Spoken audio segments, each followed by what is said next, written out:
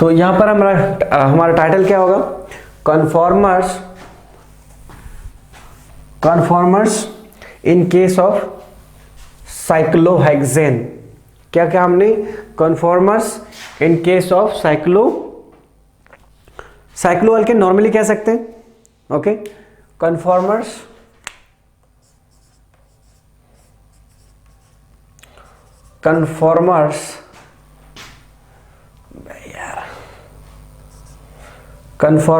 In case of cycloalkane, और carbon number कितना होगा, 6 to 10 होगा। क्या carbon number, conformers in case of cycloalkane and carbon number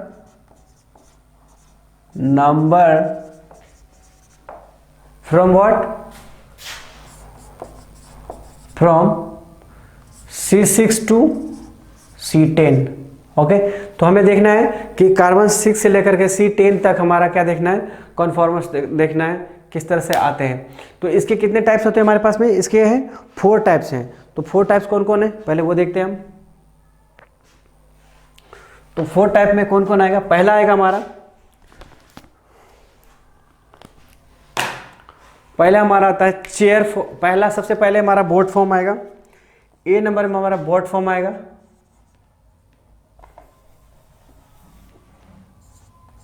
this is boat form. दूसरा आएगा हमारा चेयर फॉर्म, और तीसरा है ट्विस्ट चेयर फॉर्म, और चौथा डी जो हमारा, it's B hemi chair form. तो twist chair form is having optical isomers. तो ये बताते हैं पहले क्या है, जरा ध्यान से देखिएगा। ये हमारा बॉट फॉर्म है, चेयर फॉर्म है, और क्या है, ट्विस्ट चेयर फॉर्म और हेमी चेयर फॉर्म्स। तो चलिए मैं इसको समझाने के लिए थोड़ा सा पहला चीज बोट फॉर्म क्या होता है, बॉट फॉर्म क्या होता है, चलिए थोड़ा देखता हूँ। मैं कोशिश करता हूँ एक पेज लेकर के समझाने का, क्योंकि ऐसे तो शायद समझ में आएगा कि नहीं। आज तो जाना चाहिए, कोशिश करता हूँ मैं समझाने का, लेकिन एक पेज लेकर के मैं कोशिश करता हूँ समझाने का। शायद आपको पेज में आसानी से समझ आ जाना चाहिए। देखता हूँ।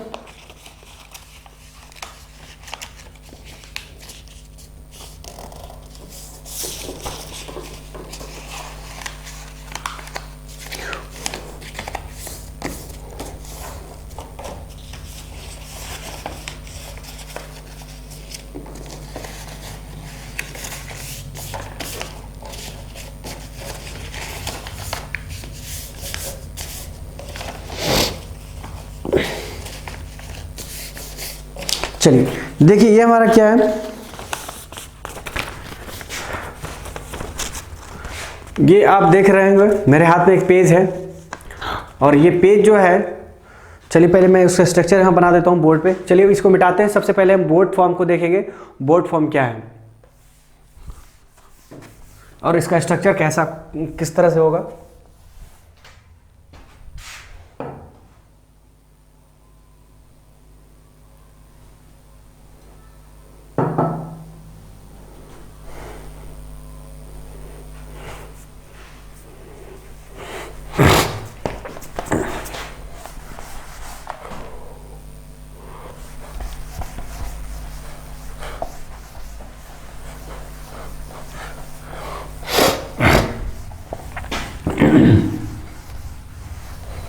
तो अभी जो हम लेने जा रहे हैं एग्जांपल जो ले रहे हैं, वो एग्जांपल हम ले रहे हैं साइक्लोहेक्सेन का, ओके। लेकिन आप C10 तक भी ले सकते हैं, कोई इशू नहीं है। तो C10 तक आपको मिल जाएगा क्या, C10 तक आपको क्या मिल जाएगा, कन्फॉर्मर्स, और कन्फॉर्मर्स आप देख सकते हैं C10 तक। लेकिन अभी जो हम बता रहे हैं आपको कितना बता रहे हैं, केवल C6 तक आपको बता रहे हैं हम, क्योंकि आपको एग्जाम्पल समझाना बहुत जरूरी है किस तरह से होता है। तो देखिए यहाँ पर हम क्या ले रहे हैं, एक साइक्लोहेक्सेन ले रहे हैं। साइक्लो, अभी जो एग्जांपल ले रहे हैं हम किसका ले रहे हैं, एक साइक्लोहेक्सेन का एग्जांपल ले रहा हूं मैं आपको। साइक्लोहेक्सेन कैसा होता है आपको सबको पता है, क्योंकि अब नोमेनक्लेचर में पढ़ा चुके हैं आपको। तो देखिए सबसे पहले क्या लिखना है अपने को, साइक्लोहेक्सेन। तो साइक्लोहेक्सेन आपको सिंपल सा ये कुछ इस तरह स्ट्रक्चर्स होता है, देख सकते हैं इसको स्ट्रक्चर आप।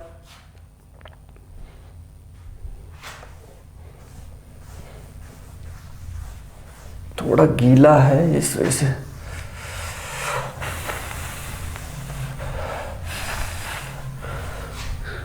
देखिए साइक्लोहेक्सेन का स्ट्रक्चर्स कुछ इस तरह से हमारा हो जाएगा, राइट।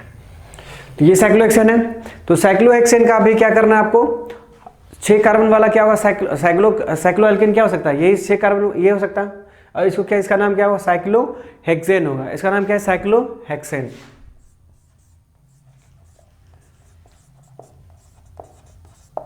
साइक्लोहेक्सेन, इसका हमें क्या करना है, चारों फॉर्म बनाना है। कौन कौन सा फॉर्म होगा हमारा, सबसे पहले बॉट फॉर्म, उसके बाद फिर क्या होगा हमारा चेयर फॉर्म, उसके बाद फिर हमारा क्या होगा ट्विस्ट चेयर फॉर्म, उसके बाद फिर हेमी हो जाएगा। तो हमें इसका चारों फॉर्म बना के देखते हैं कैसे बनता होगा। पहले मैं बोर्ड पे बना देता हूँ, फिर फिर मैं उस पेज जो मैं आपको दिखा रहा था उस पेज के थ्रू मैं समझाने की कोशिश करता हूँ। ओके, तो सबसे पहले हमें क्या बनाना है, बॉट फॉर्म। तो सबसे पहले मैं देखता हूँ इधर क्या लिखना है आपको, बॉट, ये हमारा क्या था, बॉट फॉर्म। देखिए कैसे लिखेंगे, बॉट कैसे होता है, बॉट कुछ इस तरह से होता है। मैं आप ऐसे पेज पे देखिए, थोड़ा सा पेज पे आपको कैसे, ऐसे हमारा क्या होता है, बॉट कुछ इस तरह से होता है। आप देखिए ऐसे होता है हमारा बॉट, कुछ इस तरह से हमारा बॉट होता है।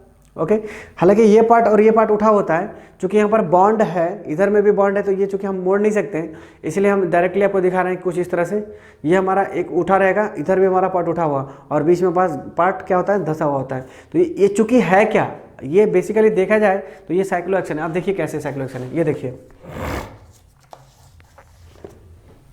आप देख सकते हैं यहाँ पर, ये आपको कितना है, यहाँ ये वाला कार्बन ये हो गया, ये वाला कार्बन ये हो गया, और इधर में एक कार्बन जो था ये हो गया, और ठीक इसके नीचे कार्बन होगा, ठीक इसके नीचे कार्बन होगा, और एक कार्बन यहाँ होगा, आमने सामने कार्बन होगा। तो आपको देख सकते हैं ये स्ट्रक्चर क्या है, ये स्ट्रक्चर हमारा साइक्लोहेक्सेन का स्ट्रक्चर है। ओके, आप इजिली ऐसे देख सकते हैं, बहुत आराम से दिखेगा आपको ये। तो ये स्ट्रक्चर हमारा क्या है, साइक्लोहेक्सेन का स्ट्रक्चर है। तो साइक्लोहेक्सेन का स्ट्रक्चर आपको क्या बनाना है, बॉट बनाना है। तो ये आपका क्या है, ये आपका 2D में है, और इसको आपको 3D में कैसे करोगे, इस तरह से आपको बनाना है। ओके, तो 3D स्ट्रक्चर्स बनाने के लिए आपको इसको 2D में हमें दिखाना होगा।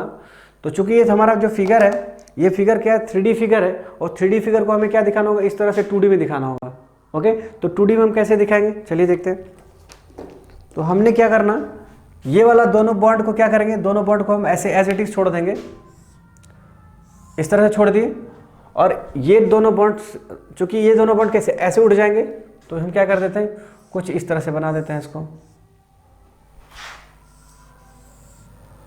ठीक है, तो अब देखिए क्या आपको नाव की तरह दिख रहा है, आपको जरा ध्यान से देखिए। तो well this group actually this structure is actually what, this structure is actually 3 dimensional, but चूंकि हमें 2D में दिखाना पड़ रहा है, इसीलिए हमें ऐसा दिखाना है। मान लीजिए कि आपको नाव कैसे दिख रहा होगा, ये ऊपर वाला पार्ट है ये, और ये पीछे वाला पार्ट है। तो हम क्या करते हैं, इसको उठा के ऐसे कर देते हैं। ओके, इसको उठा के अगर ऐसे कर दें तो कुछ इस तरह से आपको नजर आएगा, कुछ इस तरह से आपको नजर आएगा। देखिए ये आपको कुछ इस तरह से नजर आ जाएगा नाव की तरह।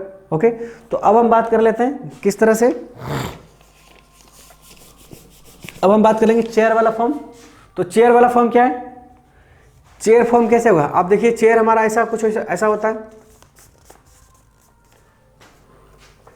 आप ऐसे देख सकते हैं, यहाँ पर चेयर क्या है आपको देखिए, कुछ इस तरह से हमारा चेयर होगा। ये वाला पोर्शन हमारा क्या हो जाएगा, बैठने वाला हो गया। ये वाला पोर्शन हमारा बैठने वाला हो गया। ये हमें चेयर के ठीक पीछे वाला पार्ट जहाँ पर हमारा बैकबोन होता है, ये वाला बैकबोन हो गया। और ये वाला हमारा क्या हो गया, ऐसे चलिए ऐसे थोड़ा ऐसे, हाँ राइट चलेगा, ऐसे नहीं, correct, this one is correct. चलिए इधर से समझाता हूँ आपको, ठीक है, जरा ध्यान से देखिएगा। ये वाला पोर्शन आपका क्या हो गया, ये पोर्शन आपका ये पोर्शन आप जहाँ बैठते हैं, ये पोर्शन पर आप बैठ सकते हैं। और ये वाला पोर्शन क्या हो गया हमारा, ये वाला पोर्शन आपको बैकबोन जाएगा। ओके, और इस पोर्शन, ये वाला जो पोर्शन हमारा क्या होगा, सामने वाला चेयर का जो क्या बोलते हैं उसको, पौवा जिसको बोलते हैं, नीचे जिसको क्या स्टैंड जिस पर होता है, ठीक है। तो ये दोनों पोर्शन हो गया, और ये हमारा बैकबोन हो गया, और ये हमारा बैठने वाला है। तो ये है एक्चुअली क्या, ये तो जो पूरा फिगर आपको क्या है, एक्चुअली में ये साइक्लोहेक्सेन ही है, राइट। तो पूरे साइक्लोहेक्सेन को हम ऐसे कैसे बनाएंगे, तो इसको बनाया जा सकता है। चलिए बोर्ड पर देखते हैं कैसे बनाते हैं इसको। ओके, तो देखिए बोर्ड पे चूंकि ये 3D फिगर है, तो हम कैसे बनाएंगे। अब देखिए हम एक काम करते हैं, इसको ऐसे रख देते हैं, और एक को हमें जहां पर पैर रखना है इसको पैर वाला बना लीजिए नीचे। ये हो गया। और जहां पर हम सर क्या रखते हैं,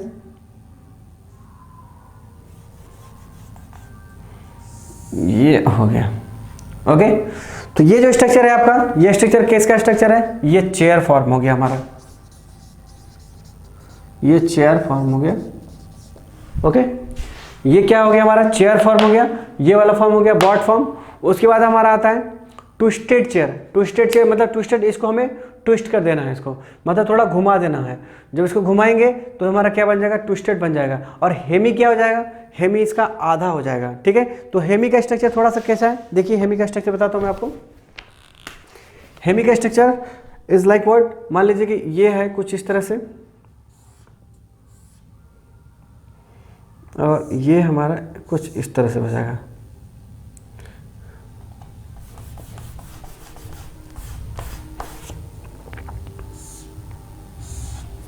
ये हमारा हो जाएगा हेमी, मतलब क्या, आधा। आधा मतलब ये वाला पार्ट को आधा कर दीजिए, तो ये हमारा हो जाएगा हेमी स्ट्रक्चर।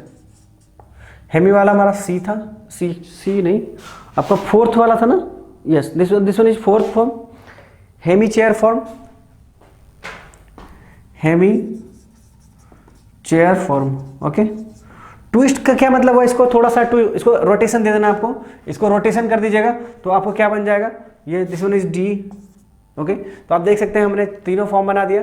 चौथा कुछ नहीं करना, चौथे को आपको हल्का से ट्विस्ट दे देना है आपको, इधर ऐसे ट्विस्ट कीजिए या फिर आप ऐसे ट्विस्ट कीजिए, कोई फर्क नहीं पड़ेगा, दोनों तो ट्विस्टेड फॉर्म ही होगा। ओके, तो अब जैसे ट्विस्ट करना है कर लीजिए। तो इस तरह से हमने देखिए सारे का सारा फॉर्म कर लिया हमने। कौन कौन सा फॉर्म किया, पहला बॉट फॉर्म, दूसरा चेयर फॉर्म, तीसरा हेमी चेयर फॉर्म। ओके, तो अब हम क्या करते हैं, स्टेबिलिटी की बात किया जाए तो क्वेश्चन हम पूछा है, एक्चुअली क्वेश्चन पूछा है, क्वेश्चन क्या पूछा है, find out stability orders. Okay, find out stability orders. तो स्टेबिलिटी ऑर्डर्स क्या हो जाएगा इसका, BCA। आंसर क्या हो जाएगा, BCA। This is boat form, chair form and hemi chair form. A B, इसको क्या इसको A बोल रहे हैं, और ये क्या हो जाएगा B फॉर्म, और ये इसको अगर हम C बोले तो आंसर क्या हो जाएगा BCA। अब BCA देखिए क्यों है, चलिए देखते हैं BCA क्यों है। तो सबसे पहले क्या है हमारा, B is the correct answer, B is the correct answer. अभी थोड़ी देर पहले आपको बताया था मैंने कि यदि, चलिए पहले इसके बारे में सोचते हैं, फिर इसके बारे में सोचेंगे, फिर हम उसके बारे में सोचेंगे। तो एक बात बताइए कि यहां पर देखिए, तो यहां पर क्या होगा, CH2 होगा, और यहां पर क्या हमारा CH2 है। तो आपको क्या देख रहे हैं कि अगर हम क्या माने, या इसको C माने, इसको भी C माने, तो ये CH2 और ये CH2 क्या होगा हमारा, दोनों क्या करेगा, आमने सामने आ रहा होगा, आमने सामने आ रहा होगा। इसका मतलब क्या, वो 0 डिग्री पर होगा, ऐसे समझते हैं। एक्चुअली कैसे समझाना है आपको, वो दूसरा तरीका भी पॉसिबल है मेरे पास, लेकिन फिलहाल आप कोशिश कीजिए इस तरह समझने का। अगर समझ गए तो ठीक है, नहीं तो दूसरा तरीका हम समझाने का कोशिश करेंगे। तो देखिए पहला तरीका क्या है, पहला तरीका ये है कि मान लेते हैं कि ये हमारा क्या है, ये पूरा पोर्शन हम मान लेते हैं क्या है कि ये हमारा C वाला पोर्शन, ये पोर्शन C है, दूसरा पोर्शन भी हमारा C है, और इन दोनों के बीच में क्या है, सिंगल बॉन्ड मान लेते हैं। हमारा क्या है, एक सिंगल बॉन्ड मान लीजिए, सिंगल बॉन्ड माने आपने, तो आप क्या करेंगे, तो आप देख सकते हैं यहाँ पर क्या CH2 और इधर CH2, राइट। तो यहाँ पर क्या देख रहे हैं, दोनों का दोनों ग्रुप क्या है, सेम ग्रुप है। तो मतलब आमने सामने इसका मतलब क्या है कि वो 0 डिग्री पर होगा। आमने सामने इसका मतलब एक दूसरे का क्या होगा, 0 डिग्री पर, इक्लिप्स फॉर्म में, तो आमने सामने 0 डिग्री पर होगा। तो 0 डिग्री पर क्या होगा, मैक्सिमम रिपल्सन होगा। तो मैक्सिमम रिपल्सन मतलब मिनिमम व्हाट, मिनिमम आपका क्या होगा, स्टेबल हो गया, तो मिनिमम स्टेबल। तो अभी तो ये देख रहे हैं, दूसरा क्या देख रहे हैं, इसी को हमने बैक कर दिया। तो अब क्या हो गया, एक ऊपर चला गया, दूसरा नीचे चला गया। इसका मतलब वो क्या हो गया, एक दूसरे के अपोजिट में 180 डिग्री पर चला गया। यहाँ पर यहाँ पर क्या चला गया वो 180 डिग्री पर, एक दूसरे का ठीक अपोजिट चला गया, मतलब मैक्सिमम दूरी पर चला गया वो। ओके, तो मैक्सिमम दूरी पर चला गया, जब मैक्सिमम दूरी पर चला गया इसका मतलब क्या हुआ कि मिनिमम रिपल्सन हो गया उसमें। और आपको पता है कि जब मिनिमम रिपल्सन होता है तो क्या होता है, वो आपका मैक्सिमम स्टेबिलिटी को गेन करता है। ओके, मैक्सिमम दूरी पर जाने के बाद क्या करता है, मिनिमम रिपल्सन होता है, और मिनिमम रिपल्सन का मतलब क्या हो गया आपको, मैक्सिमम स्टेबल। राइट, अब इसकी बात कर लें, तो इसकी बात करेंगे तो देखिए जरा सा, तो ये इसके सामने होना चाहिए लेकिन इसके सामने नहीं है, इसके ठीक इसके नीचे है, तो इसका मतलब क्या हुआ कि इससे क्या हुआ, और ये क्या है, इसका हेमी हो गया, मतलब ये घट गया हुआ मतलब क्या हुआ, एंगल तो ठीक है लेकिन दूरी इसका क्या होगा, दूरी घटा होगा, दूरी घटने की वजह से क्या होगा, इससे तो पहले ही होगा। ठीक है, क्योंकि देखिए इसके आमने सामने आ रहा है, इसके आमने सामने नहीं है, ये ट्रांस टाइप का है। ठीक है, ये हो गया, तो इसका मतलब क्या हुआ कि इससे पहले स्टेबल नहीं हो सकता है, सबसे पहला स्टेबल ए बी होगा, उसके बाद सी होगा, उसके बाद ए होगा। एक तो ये तरीका हुआ। चलिए दूसरा तरीका से कोशिश करता हूँ समझाने का। देखिए दूसरा तरीका क्या है, अगर मान लीजिए कि हमारा क्या है, ये सिस टाइप का मान सकते हैं, दोनों CH2 क्या सेम ग्रुप सेम एंगल, दोनों सेम साइड है, तो दोनों सेम साइड है, इसका मतलब क्या होगा कि वो क्या होगा, सिस टाइप सिस मान सकते हैं हम। एक्चुअली वो है नहीं, लेकिन आपको मैं समझाने का कोशिश कर रहा हूँ कि मान लीजिए कि ये क्या है, आपको सामने आमने सामने आपको क्या दिख रहा है, सेम ग्रुप दिख रहा है। तो आपको पता है कि जब जो सिस होता है वो सिस क्या होता है, हमारा मैक्सिमम रिपल्सन होता है। सिस के केस में क्या होता है, मैक्सिमम रिपल्सन होता है, तो जिसकी वजह से क्या होगा, हमारा वो मिनिमम क्या होगा, स्टेबल होगा, मिनिमम स्टेबल होगा। और उसी चीज़ को अगर हम क्या करें, रोटेट करके हम क्या कर दें, उसको ट्रांस बना दिया जाए, तो ट्रांस बनाने के बाद क्या होता है, आपका 180 डिग्री पर चला जाता है। और ट्रांस और सिस की बात किया जाए तो हमारा स्टेबल कौन होता है, ट्रांस इज मोर स्टेबल। तो यहाँ आप देख सकते हैं कि ये हमारा ट्रांस टाइप बन गया, देख सकते हैं यहाँ पर CH2, यहाँ पर CH2, तो ये क्या हो जाएगा, हमारा ट्रांस टाइप हो गया। ठीक है, तो ये हमारा B is more stable than A, but what about C, let me check first.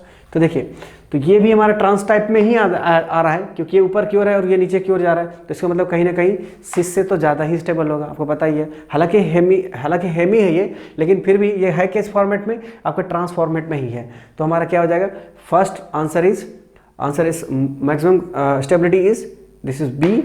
तो मैं स्टेबिलिटी की बात कर लूँ थोड़ा सा, तो ये हमारा स्टेबिलिटी हो जाएगा, स्टेबिलिटी ऑर्डर्स। ओके, तो स्टेबिलिटी ऑर्डर क्या हो गया हमारा, B is first then C then A। Okay, तो इस तरह से हमारा क्या हो गया, क्वेश्चन खत्म होता है। उसके बाद देखिए एक और क्वेश्चन हमारे पास में है, रिगार्डिंग कन्फॉर्मर्स में ही है।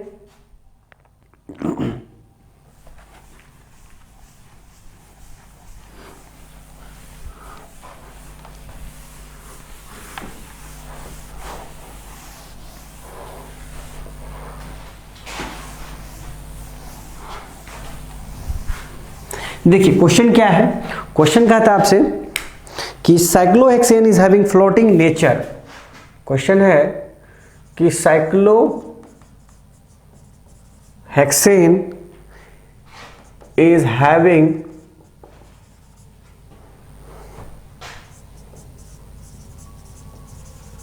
फ्लोटिंग नेचर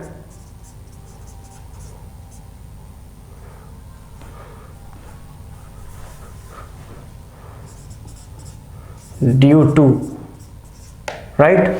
तो यहां पर क्या देखिए, ऑप्शन क्या हमारे पास में, ऑप्शन है चेयर फॉर्म, ए हमारे पास में है चेयर फॉर्म, और आपके पास बी है दिस इज बॉट फॉर्म, और सी है हमारा hemi chair, and the last one is density, right, density। तो देखिए यहां पर ये हो गया, जब कभी भी आपसे क्वेश्चन क्या होता है, फ्लोटिंग वाले क्वेश्चंस पूछे जाते हैं, तो फ्लोटिंग क्वेश्चंस जब भी पूछे जाते हैं तो फ्लोटिंग क्वेश्चन में आप क्या बोलते हैं, फ्लोटिंग क्वेश्चन की जब भी कोई चीज फ्लोट होने की बात करते हैं तो फ्लोट होने के लिए आप क्या बोलते हैं कि तैरने की जब कभी भी बात करते हैं तो आप दिमाग में क्या लाते हैं कि नाव लाते हैं, दिस इज बॉट, तो आप क्या फटाक से मार देंगे बॉट फॉर्म, कहाँ गया हमारा boat, this one is boat, B आपका मार देंगे बॉट फॉर्म। बट तैरने का कारण बॉट नहीं है, तैरने का कारण बोट तो हो ही नहीं सकता, तैरने का कारण हमारा क्या है, डेंसिटी।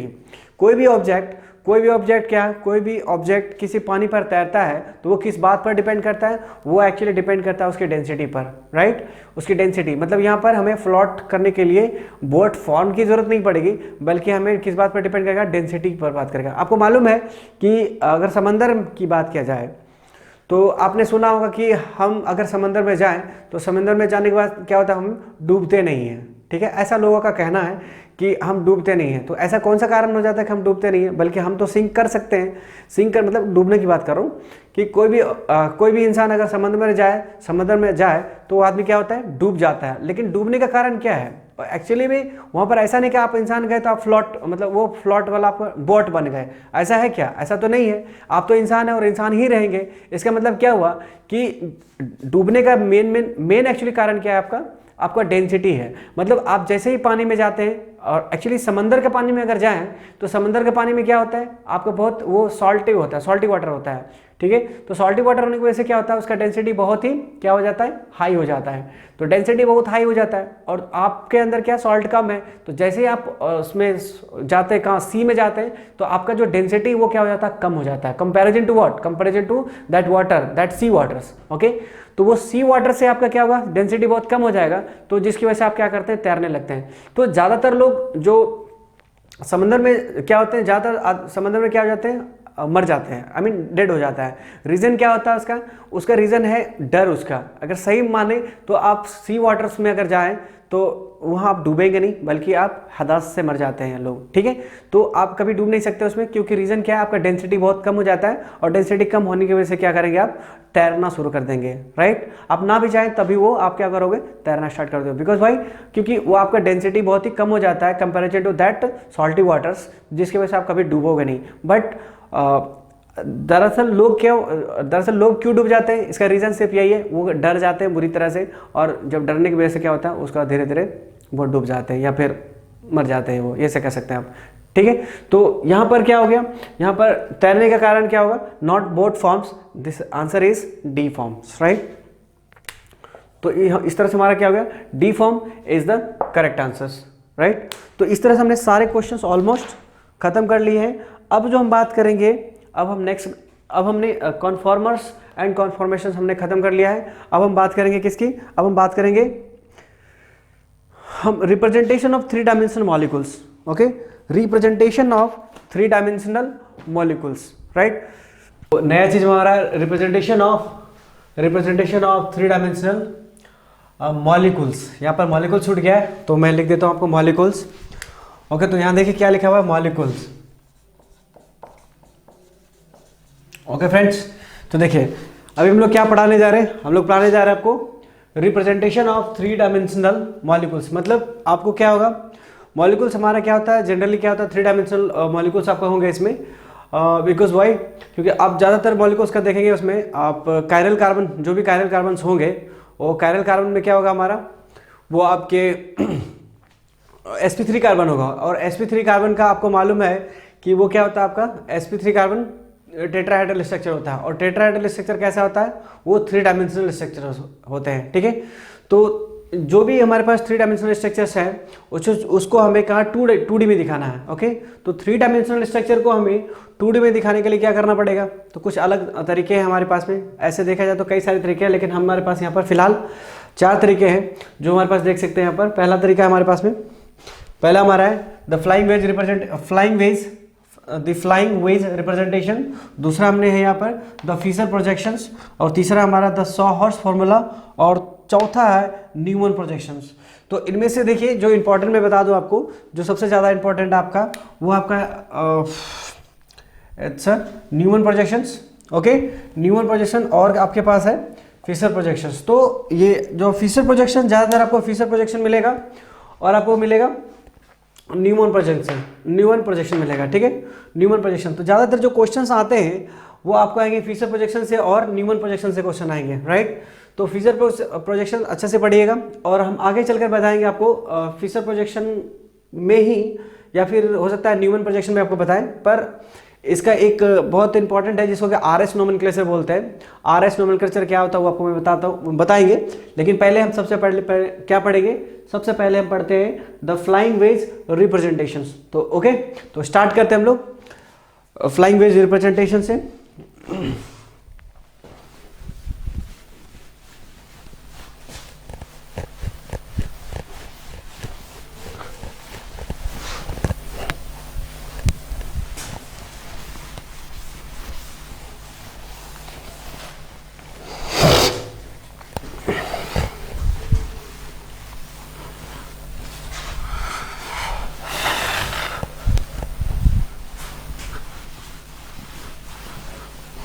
तो देखिए सबसे पहले हमारा क्या है, ये हमारा है रिप्रेजेंटेशन। ये इसको मैं मिटा देता हूँ और उसको मैं डायरेक्ट बताता हूँ आपको, मिटाऊँ या नहीं, चलिए रहने देते, कोई बात नहीं। टाइटल है हमारा, टाइटल नहीं मिटाना चाहिए। तो देखिए सबसे पहले हमको क्या बताना है आपको, फ्लाइंग वेज रिप्रेजेंटेशन। तो सबसे पहला नंबर हमारा है flying wedge representation. Flying wedge representations,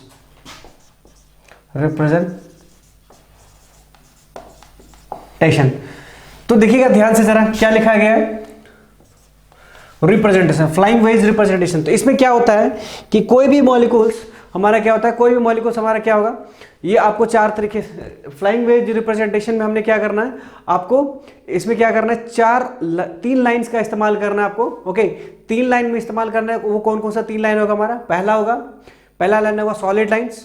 okay, इसमें मैं डायरेक्टली लिख देता हूँ स्टेटमेंट के रूप में, उसके बाद आप उसको समझ लीजिएगा मैं क्या बोलना चाह रहा हूँ। तो देखिएगा इसमें क्या लिखना है आपको, we can use to represent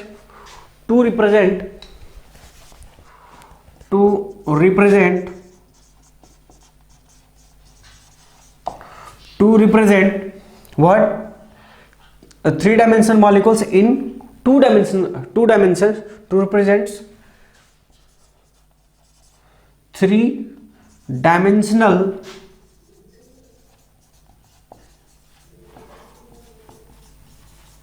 molecule in two-dimension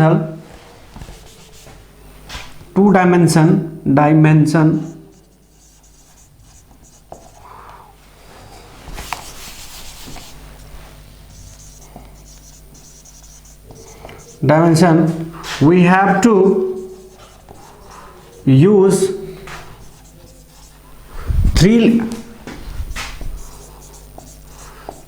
types of line। पहला क्या होगा, पहला किस तरह का लाइन होगा, पहला लाइन होगा हमारा सॉलिड लाइन।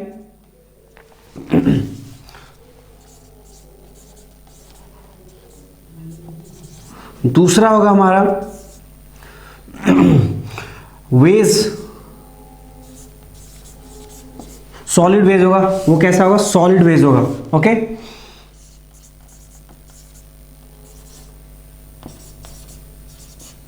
और कैसा हो गया, थिक लाइन होगा। कैसा होगा, थिक लाइन। और तीसरा जो लाइन होगा हमारा, तीसरा लाइन हो जाएगा हमारा dotted line, dot line. Okay, dot line. अब जरा सा ध्यान देखिएगा, ध्यान देने वाली बात यह है कि कि इन थ्री टाइप्स में से जो लाइन यूज कर रहे हैं हम लोग, solid lines, solid wedge lines, जिसको कि मोटा सा लाइन होगा आपको, और तीसरा हमारा है डॉट लाइन। तो ये जो लाइंस आपके हैं, बेसिकली ये लाइंस आपका कौन सा लाइन है, किसको हम कौन सा एटम के लिए हम सॉलिड लाइन यूज करेंगे, कौन सा एटम के लिए हम सॉलिड वेज का यूज करेंगे, कौन सा लाइन के लिए हम dot line structure, dot line का इस्तेमाल करेंगे। तो ये आपको जानना बहुत जरूरी है। ओके, तो मैं एक नॉर्मल सा एग्जांपल लेता हूं। ऐसे तो आपको एग्जांपल के रूप में आपको मालूम होगा, कौन सा एग्जांपल, CH4 का स्ट्रक्चर आपको मालूम होगा, राइट। तो उसमें क्या देखा था आपने, CH4 में हमारा क्या था, CH4 आपने देखा होगा कि उसमें तीन तरह के रिप्रेजेंटेशन आया था। उसमें क्या था, दो हाइड्रोजन्स क्या थे, हमारे प्लेन में थे। ओके, दो हाइड्रोजन्स हमारे प्लेन में थे, और एक हाइड्रोजन्स बोर्ड के ठीक सामने की तरफ निकला हुआ था, बोर्ड के ठीक सामने तरफ निकला हुआ था, और एक क्या था हमारा, बोर्ड के पीछे था। तो क्या हम बोल सकते हैं कि एक हमारा प्लेन में होगा, राइट, एक हमारा प्लेन में होगा, and second one is away from the board means outside the board। okay, outside the board, and one more thing, जो एक और हाइड्रोजन होगा वो क्या होगा, away from board means इस सामने की ओर होगा, away from मतलब इस tilted होगा, इस तरह से उठा हुआ, और दूसरा क्या होगा, inside the boards। चलिए लेट्स से हम एग्जांपल के तौर पे बताते हैं। वैसे तो एक बार आपको ऑलरेडी बताए हुए हैं, once again I am trying to make you understand, देखते हैं आप समझ में आता है या नहीं। हमारे पास चार हमें जरूरत पड़ने वाला है। चलिए देखिए, एक हमारा है कुछ इस तरह से है। देखिए ये आपका कुछ इस तरह से हमारे पास में स्ट्रक्चर है। ये हमारा कुछ इस तरह से स्ट्रक्चर है, आप देख सकते हैं यहाँ पर। ये हमारे पास स्ट्रक्चर है। ओके, ये देखिए यहाँ पर हमारे पास क्या है, स्ट्रक्चर किसका है, ये हमने CH4 का स्ट्रक्चर लिया, राइट। तो CH4 का स्ट्रक्चर में आपको मालूम है, चलिए पहले बोर्ड पे दिखा देता हूँ, फिर आप समझिएगा। पहले इसको जल्दी से नोट डाउन कर लीजिए, उसके बाद हम आपको स्ट्रक्चर दिखाते हैं इसका, कैसे दिखाते हैं फ्लाइंग वेज रिप्रेजेंटेशन का।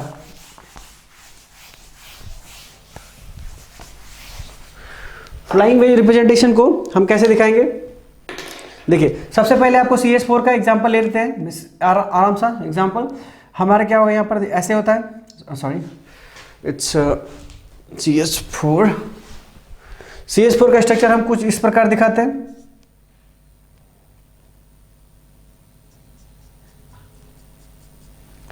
ये हो गया हमारा, और ये हमारा आ गया, राइट। ये हमारा H और ये हमारा H हो गया। तो इसमें फ्लाइंग वेज रिप्रेजेंटेशन में जो होता है हमारा, वो क्या होता है, 3 लाइनों का इस्तेमाल करते हैं। कोई भी कंपाउंड हमारा क्या होगा, जो sp3 कार्बन होगा जनरली वो क्या होगा, वो हमारा एक चीज़ जो आपको मैंने बहुत इंपॉर्टेंट बात बतानी भूल गई, वो यहाँ पर क्या है, CH4 का बस स्ट्रक्चर बताना चाह रहा हूँ मैं।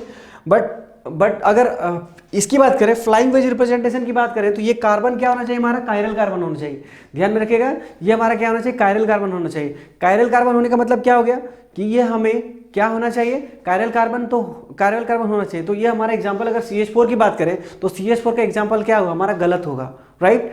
CH4 का एग्जाम्पल क्या हो गया, गलत हो गया। क्यों गलत होगा, क्योंकि यहाँ पर कायरल कार्बन होना चाहिए, और कायरल कार्बन तो ये है ही नहीं। क्यों नहीं है कायरल कार्बन, आपको बताया गया है कि कायरल कार्बन क्या होता है। कायरल कार्बन हमारा वो क्या होना चाहिए, कार्बन के चारों के चारों बॉन्ड कैसे होने चाहिए, चारों के चारों बॉन्ड हमारा बॉन्ड बोलता हूँ, इलेक्ट्रॉन डेंसिटी की बात कर रहा हूँ मैं, चारों के चारों इलेक्ट्रॉन डेंसिटी क्या होना चाहिए, डिफरेंट होना चाहिए। बट यहाँ पर देखिए सारे के सारे हमने क्या ले लिया, हाइड्रोजन ले लिया। मतलब ये क्या हो गया हमारा, कहीं ना कहीं ये गलत एग्जाम्पल्स हो रहे हैं for the case of flying wedge representation. But अगर स्ट्रक्चर की बात करें तो स्ट्रक्चर एक्चुअली हमें समझाना क्या था, आपको स्ट्रक्चर ही समझाना था इसमें, ओके। लेकिन चूंकि हम फ्लाइंग वेज रिप्रेजेंटेशन पढ़ा रहे हैं, तो आपको हमें क्या लेना होगा, एक करेक्ट एग्जाम्पल लेना पड़ेगा, ओके। तो करेक्ट एग्जाम्पल में हम लैक्टिक एसिड का इस्तेमाल कर सकते हैं, ओके। लैक्टिक एसिड का एग्जाम्पल देख लीजिए, या फिर आप दूसरा एग्जाम्पल भी ले सकते हैं। सपोज हमारे पास एक और एग्जाम्पल है, एग्जाम्पल हमारा देख सकते हैं यहाँ पर, इसको हम ऐसे लिख सकते हैं। एग्जाम्पल होगा CHO, दूसरा हो गया, चलिए मैं डायरेक्टली इसको ग्राफ के मतलब ये जो था उसी तरह उसी फॉर्मेट में इसको हम लिख देते हैं।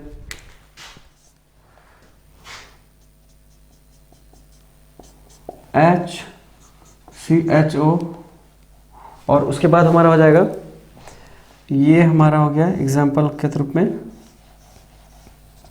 और यहाँ पर OH, CH2OH, ये हमने एक एग्जाम्पल लिया, ठीक है। तो क्या आप देख रहे हैं कि ये कार्बन कैसा है, ये कायरल कार्बन है। आप देख सकते हैं यहाँ पर CHO एक अलग ग्रुप है, OH एक अलग ग्रुप है, CH2 एक अलग ग्रुप है, और यहाँ पर हमने एक हाइड्रोजन क्या लिया है, एक अलग ग्रुप है। तो इसमें देखिए 3 तरह का लाइंस का इस्तेमाल किया गया। कौन सा 3 लाइन है देख सकते हैं आप यहाँ पर।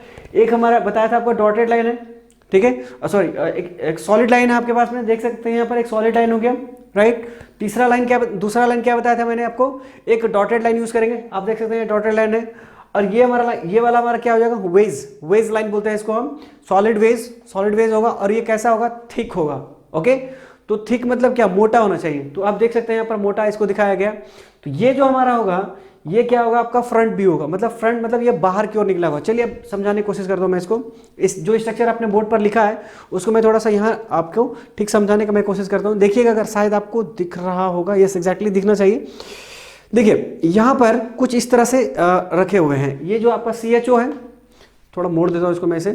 देखिए ये जो आपका CHO दिख रहा है, ये CHO आपका क्या है, ये वाला हमारा क्या है, ये वाला पोर्शन, ये CHO मतलब ये वाला ग्रुप हमारा CHO है, जो कि कहाँ है, प्लेन में है। आपका देख सकते हैं प्लेन में, जो प्लेन में ग्रुप है वो आपको डॉट लाइन से दिखाए, मतलब ये सॉलिड लाइन से आप दिखाएंगे।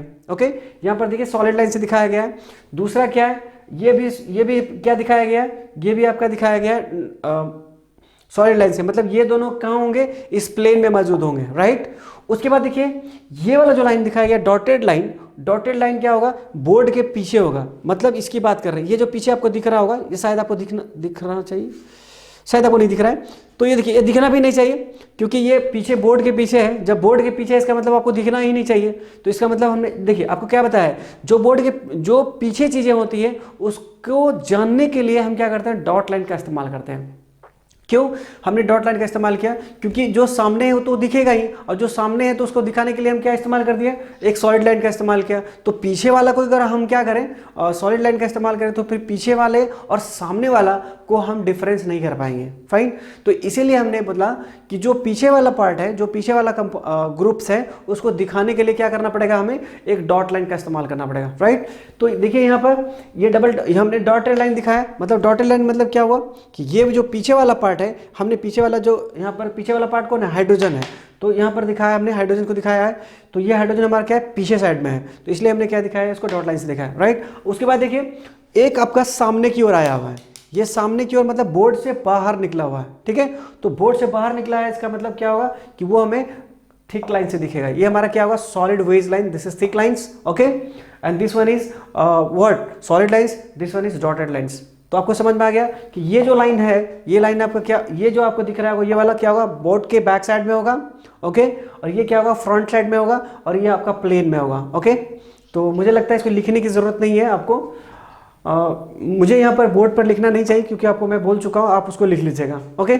उसके बाद देखिए ये तुम्हारा कोई भी कंपाउंड हो, किसी भी तरह का कंपाउंड हो, अगर sp3 कार्बन हो, मतलब sp3 क्या होना चाहिए, sp3 तो ऑब्वियसली होगा क्योंकि कायरल का सबसे पहली चीज तो कायरल होना चाहिए, ओके। तो कायरल आपका है, यहाँ पर देख सकते हैं। तो जो भी कायरल होगा वो कहीं ना कहीं आपको sp3 कार्बन ही होगा, 100% वो sp3 ही होगा, क्योंकि जब आप कायरल बोल रहे हैं तो इसका मतलब क्या होगा कि उसमें 4 बॉन्ड होगा, और 4 बॉन्ड होगा तो चारों बॉन्ड क्या होना चाहिए, और डिफरेंट होना चाहिए। जब आपने पहले ही कायरल बोल दिया तो इसका मतलब चारों का चारों क्या होना चाहिए, वो डिफरेंट ग्रुप्स, चारों के चारों डिफरेंट ग्रुप्स होंगे, ओके। तो इस तरह से हमारा क्या हुआ, फ्लाइंग वेज रिप्रेजेंटेशन खत्म हुआ। अब हम चलते हैं फिशर प्रोजेक्शन पर। तो फिशर प्रोजेक्शन क्या है, देख सुन लीजिए पहले। तो फिशर प्रोजेक्शन क्या है, फिशर प्रोजेक्शन में ऑल द सॉलिड लाइंस आपको यूज करना है, जितने भी आपको दिख रहा है यहाँ पर सबके लिए क्या यूज करना है आपको, सॉलिड लाइन यूज करना है, दैट्स ऑल, और कुछ यूज नहीं करना है आपको, राइट। तो इसी को हम क्या करते हैं, फिशर प्रोजेक्शन का भी एग्जांपल बना लेते हैं। मैं इसको यहाँ मिटा देता हूँ।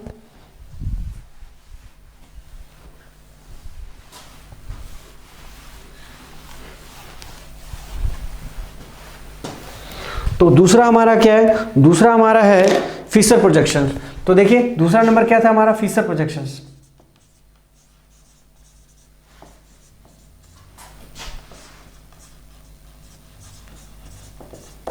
ओके, तो फिशर प्रोजेक्शन में क्या करना है अपने को, फिशर प्रोजेक्शन में क्या करना है कि आपको कोई भी कंपाउंड, जो भी कंपाउंड गिवन कंपाउंड है, उस कंपाउंड को क्या करना है आपको, सारे के सारे जो ग्रुप्स हैं उसको क्या करना है, सॉलिड लाइन में कन्वर्ट करना था, सॉल्व, ओके। तो आप इसको ऐसे भी कन्वर्ट कर सकते हैं इजी वे में, इसको सॉलिड लाइन में कन्वर्ट कर दिए सिंपली, आप इसको क्या कर दिए, सॉलिड लाइन में कन्वर्ट कर दीजिए। ये हमारा क्या बन गया, ये हमारा बन गया फिशर प्रोजेक्शंस, ठीक है। या फिर इसको आप ऐसे भी रिप्रेजेंट कर सकते हैं, नो इशू, आप इसको ऐसे भी रिप्रेजेंट कर सकते हैं, OH CHO, यहाँ पर चलिए यहाँ पर दिखा सकते हैं, यहाँ पर ये हमारा हो जाएगा CH2OH और ये हमारा H। आप इस चीज़ को ऐसे भी रिप्रेजेंट कर सकते हैं, ये हमारा कायरल कार्बन है, इस बात का ध्यान रखिएगा, ओके। तो आपको क्या दिख रहा है यहाँ पर, आपको ऐसे भी रिप्रेजेंट कर सकते हैं, ओके। तो चलिए आपको समझ में आ गया होगा फिशर प्रोजेक्शंस। अब हम बात करते हैं न्यूमैन प्रोजेक्शन पर। तो न्यूमैन प्रोजेक्शन क्या कहता है वो देखिए।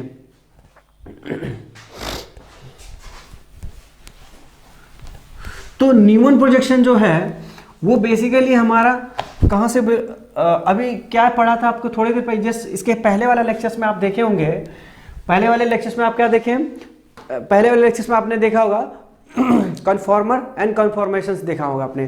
तो कन्फॉर्मर और कन्फॉर्मेशंस जो होता है वो बेसिकली इसका इस्तेमाल यहाँ पर किया जाएगा, आपको कन्फॉर्मर्स और कन्फॉर्मेशन का यहाँ पर इस्तेमाल किया जाएगा। ओके, तो न्यूमन प्रोजेक्शन एक्चुअली होता क्या है वो देखिए क्या है कि न्यूमन प्रोजेक्शंस जो हमारा कोई भी कंपाउंड गिवन है, गिवन कंपाउंड क्या होगा, तो देखिए एक चीज़ आपको मैं पहले ही बोल देता हूँ कि आपने वहाँ कन्फॉर्मर्स क्या होता है, कन्फॉर्मर्स आपको पहले ही बताए हुए हैं कि कन्फॉर्मर्स में क्या होता है, सिग्मा बॉन्ड के अकॉर्डिंग क्या करते हैं, अबाउट सिग्मा बॉन्ड क्या करते हैं आप उसको रोटेशन मारते हैं। ओके, तो चलिए एग्जांपल देखता हूं, मैं फिर से बता दे रहा हूं आपको मैं।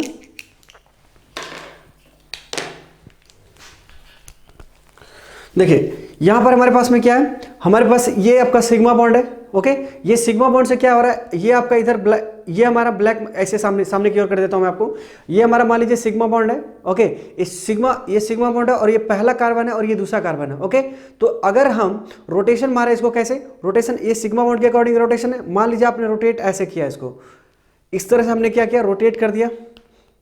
ओके, रोटेट किया तो आपको क्या दिख रहा है कि ये आपका ये वाला जो भी कार्बन के जो पार्ट्स है वो एज इट इज पड़े हुए हैं, और ये वाला कार्बन का पार्ट जो भी है वो रोटेट होकर के किसी दूसरे एंगल्स में जा चुका है। ओके, तो इसमें हम क्या देखते हैं, रोटेशन देखते हैं। न्यूमन प्रोजेक्शन में क्या देखते हैं हम, रोटेशन देखते हैं, राइट। तो रोटेशन देखेंगे तो आपको क्या नजर आएगा, उसमें दो बातें नजर आएगी, या तो स्टेगर्ड फॉर्म होगा या फिर क्या होगा, वो इक्लिप्स फॉर्म होगा। बाकी गॉस फॉर्म तो आपको इनफाइनाइट टाइम्स मिल जाएगा। ओके, तो न्यूमन प्रोजेक्शन में हमने अभी वही देखना है। तो न्यूमन प्रोजेक्शन को हम देखते कैसे हैं, वो चीज देखते हैं। तो पहले तो रिप्रेजेंट करना सीखिए कि रिप्रेजेंट कैसे करते हैं। ओके, तो जैसे मान लीजिए आपके पास क्वेश्चन क्या दिया हुआ है, सपोज एक क्वेश्चन दिया हुआ आपको न्यूमन प्रोजेक्शन में, मान लीजिए CH3 दिया हुआ, ठीक है। आपके पास एक क्वेश्चन है, क्वेश्चन हमारा कुछ इस तरह से मान लीजिए,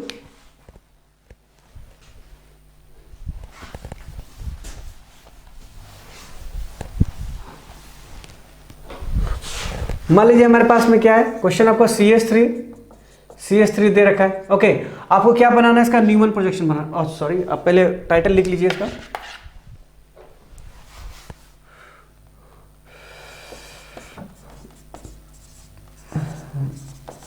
न्यूमन प्रोजेक्शन।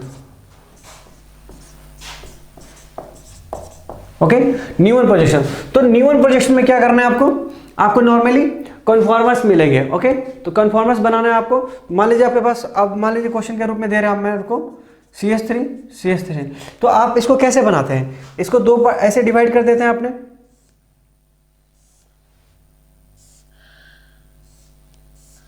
ये हाइड्रोजन होगा हाइड्रोजन्स और ये हाइड्रोजन्स। ओके, तो ये मान लीजिए C1 है और ये C2 है।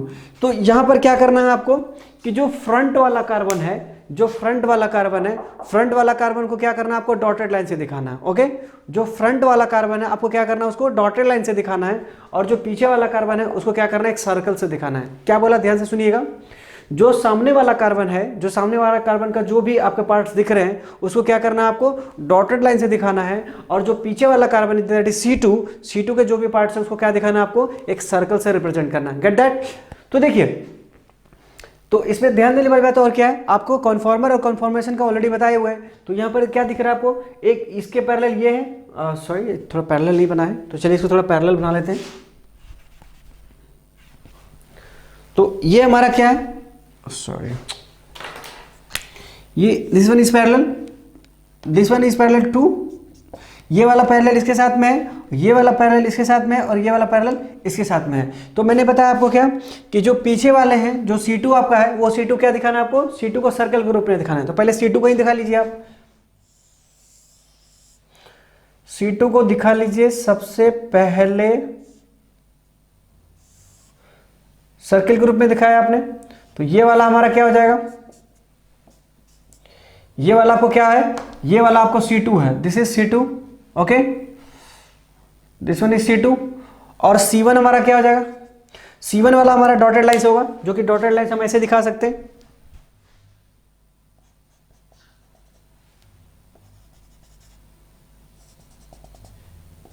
ओके, तो ये हमारा हो जाएगा डॉटेड लाइन वाला, और डॉटेड लाइन वाला क्या हो जाएगा, ये वाला हमारा बैक साइड का होगा, ये सॉरी, ये जो आपका जो डॉट लाइन दिख रहा है यहाँ, डॉट लाइन आपका बैक साइड फ्रंट साइड का हो रहा है। ये न्यूमन प्रोजेक्शन का थोड़ा सा अलग है, न्यूमन प्रोजेक्शन में क्या है, हम अभी तक तो जो भी पढ़ते आ रहे हैं वो क्या हम देख रहे थे कि जो बैक साइड का है वो हमें डॉट लाइन से दिखाना है, और जो फ्रंट साइड है उसको क्या करना है आपको, जो फ्रंट साइड है उसे आप सॉलिड लाइन से दिखाना है, और जो बैक साइड है उसको क्या दिखाना है आपको, डॉट लाइन से। लेकिन न्यूमन प्रोजेक्शन में ठीक उसका उल्टा होता है। उल्टा क्या होता है कि जो बैक कार्बन है, जो पीछे वाला कार्बन है, जो पीछे वाला कार्बन है आपको क्या करना है, मतलब जो फ्रंट व्यू है, ठीक है। तो फ्रंट व्यू मतलब क्या हुआ, जो फ्रंट व्यू अगर इसको ऐसे देखा जाए, यहाँ से इसको ऐसे देखा जाए तो फ्रंट व्यू क्या होगा, ये वाला कार्बन C1 दिखेगा आपको, और C2 आपका बैक व्यू हो जाएगा, पीछे वाला। तो C1 क्या हो जाएगा, C1 वाला हमारा क्या हो जाएगा, फ्रंट व्यू हो जाएगा। तो C1 के लिए क्या दिखा रहे हैं आप, डॉटेड लाइन, मतलब ये हाइड्रोजन, ये हाइड्रोजन और ये हाइड्रोजन जो देख रहे हैं वो क्या हो रहा है आपका, वो आपका फ्रंट वाला कार्बन का हाइड्रोजन है। और यहाँ ये तीनों हाइड्रोजन जो आपको कौन सा सॉलिड लाइन से दिखाया गया है, वो लाइन आपका, वो वाला हाइड्रोजन क्या है आपका, वो हमारा बैक साइड का है। ओके, तो अब अगर रोटेशन मारा जाए, तो अगर रोटेशन मारा जाए किस में, आप किसी को भी रोटेशन मारिए कोई फर्क नहीं पड़ेगा। तो अब मान लीजिए इसको रोटेट कर रहे हैं, तो ये आपको तो पता चल चुका हो, ये क्या है हमारा, ये हमारा इक्लिप्स फॉर्म में जा चुका है। ये हमारा क्या है, इक्लिप्स फॉर्म।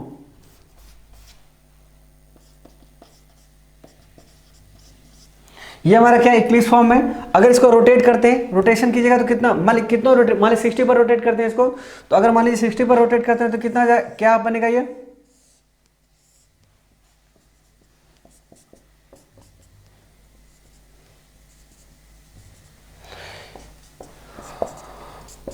अगर 60 पर रोटेट करते हैं, ये एंगल कितना हो गया आपका, एंगल 60 डिग्री हो गया, तो ये आपका बन जाएगा स्टैगर्ड फॉर्म। ठीक है, तो ये आपको क्या मिल गया, स्टैगर्ड फॉर्म मिल गया, और दूसरा आपका मेरा क्या बन गया, इक्लिप्स फॉर्म। तो इस अगर स्टेबिलिटी की बात की जाए तो आपको तो वैसे भी कन्फॉर्मस में आपको बता रखे हैं स्टेबिलिटी क्या है, stability staggered is the most stable, more stable than eclipse. Okay, तो eclipse is lesser than, eclipse is lesser than what, staggered. Stability, for stability की अगर बात किया जाए यहां पर, तो स्टेबिलिटी आप क्या लिखेंगे, आप लिखेंगे staggered greater than eclipse. Okay, तो इस तरह से हमारा हो जाएगा स्टैगर्ड एंड इक्लिप्स। फाइन, तो इस तरह से हमारा क्या खत्म है, न्यूमन प्रोजेक्शन भी खत्म होता है, राइट। अब उसके बाद अब दूसरा जो लास्ट हमारा बचा है, वो हमारा क्या बचा है, लास्ट वाला हमारा बचा होगा RS नोमेनक्लेचर्स। ओके, तो RS नोमेनक्लेचर को देखिए क्या होता है।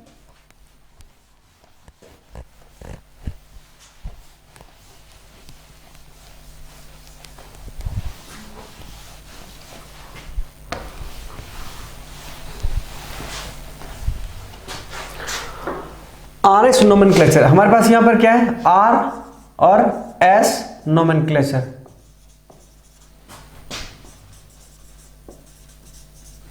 Okay, RS nomenclature. देखिए ये जो आपका टॉपिक पढ़ा रहा हूं मैं, RS नोमेनक्लेचर, ज्यादातर क्वेश्चंस जो आपके होते हैं, ये ज्यादातर जो क्वेश्चन पूछे जाते हैं RS नोमेनक्लेचर से पूछे जाते हैं और न्यूमन प्रोजेक्शन से पूछे जाते हैं। ओके, तो RS नोमेनक्लेचर से तो कहीं ना कहीं क्वेश्चन, एक ना एक क्वेश्चन आ ही जाता है। अगर थोड़ा स्टैंडर्ड क्वेश्चन आए तो आपको RS नोमेनक्लेचर से क्वेश्चन एक जरूर पूछता है। ओके, इसलिए ध्यानपूर्वक समझिएगा RS नोमेनक्लेचर है क्या। ओके, तो कोई भी क्वेश्चन आए तो सबसे पहले आपको क्या देखना है RS नोमेनक्लेचर में, वो इंपॉर्टेंट है। ओके, RS नोमेनक्लेचर को हम कैसे पहचानते हैं, तो सबसे पहली चीज देखिए, वो जो कंपाउंड होगा, वो कंपाउंड कैसा होगा, आपको एक टेट्राहेड्रल कंपाउंड होगा। ओके, मतलब टेट्राहेड्रल करने का मतलब है कि वो सबसे पहले क्या होगा, वो कायरल कार्बन होगा उसमें। ओके, सबसे पहले क्या होगा उसमें, कायरल कार्बन होगा। कायरल कार्बन होगा तो ऑब्वियसली वो क्या होगा, टेट्राहेड्रल स्ट्रक्चर का ही होगा, राइट। अभी भी एग्जांपल हमने लिया था, जो वही एग्जांपल लेते हो, या फिर कोई दूसरा एग्जांपल लेते हैं, सिंपल सा एग्जांपल। तो इसमें क्या करना है आपको, ध्यान रखने वाली बात क्या है, इसमें ध्यान रखने वाली बात क्या है कि देखिए कोई भी एग्जांपल, पहले एग्जांपल ले लेता हूं मैं, फिर आपको मैं समझाता हूं RS नोमेनक्लेचर का।